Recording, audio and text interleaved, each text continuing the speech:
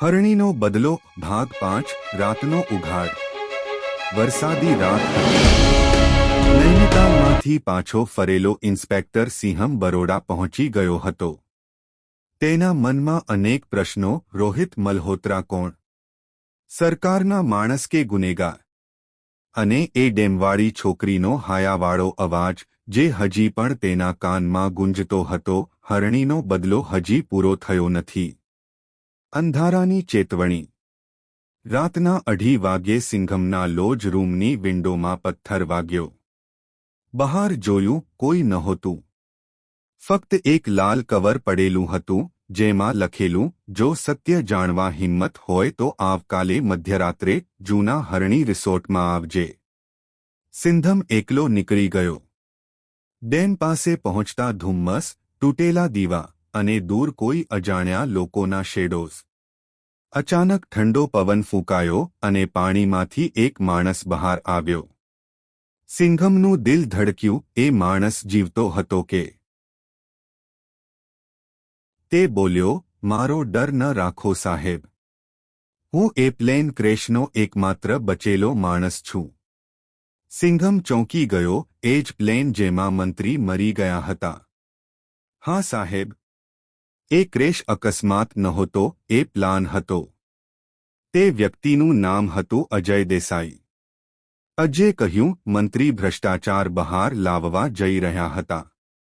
Plane ફાટ્યું કારણ કે એ જ સત્ય કોઈ ઈચ્છતું ન હતું. સિંઘમે પૂછ્યું, તો હરણીના બદલા સાથે એનું શું કનેક્શન? અજયે કહ્યું, સાહેબ, એ બધું જોડાયેલું છે. પ્લેન ક્રેશના ગુનેગાર એ જ લોકો છે જેઓએ હરણી રિસોર્ટની દુર્ઘટના કરી. પરંતુ હવે એની સામે ઊભા છે સામાન્ય લોકોની ગુપ્ત સેના, રોબિનહૂડ આર્મી. રોબિનહૂડ આર્મીનું રહસ્ય. ડેમની પાછળની ટેકરીઓ વચ્ચે સિંહમને દેખાયા. સૌથી વધુ લોકો, નકાબ પહેરેલા. સ્ત્રીઓ, મજૂરો, કોલેજ સ્ટુડન્ટ્સ, બધા એડવેન્ચર રિસોર્ટની દુર્ઘટનાથી દુઃખી. તેઓ બોલ્યા, અમે કાયદા પર વિશ્વાસ રાખ્યો, પણ કાયદાએ અમને બચાવ્યો નહીં.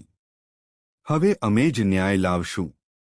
તેમના નેતાએ કહ્યું, અમારું નામ રોબિનહૂડ આર્મી છે.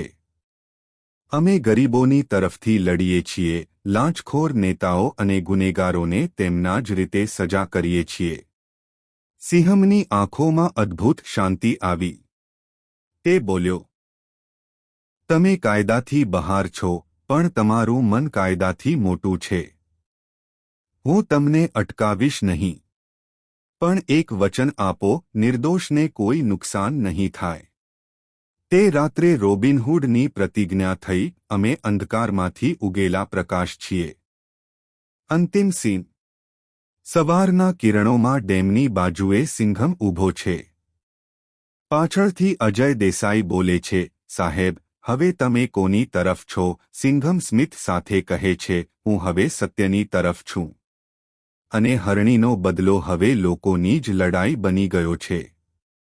કેમેરા ધીમે ધીમે ઉપડે છે. ડેમની દિવાલ પર લાલ અક્ષરોથી લખેલું દેખાય છે, Robin Hood army, justice for all.